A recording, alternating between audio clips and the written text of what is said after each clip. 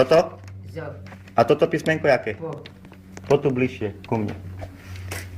A toto? So. Dobre. A toto jaké písmenko? Ku. Toto? So. Toto? Ku. Toto písmeno? E.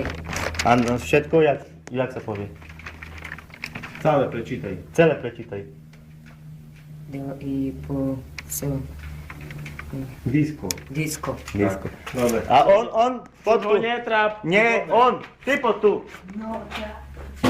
Čo má on na čapke? Pod tu, čo máš ty na čapke napísané? Poď sem.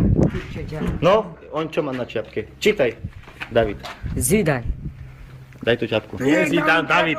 Motorka Zidane je. Hej, čo toto je napísané? Ko i po i so i. Suzuki. Sufurski. Jak? Jak? Sufurki. Sufurky. Dobre. Tayo do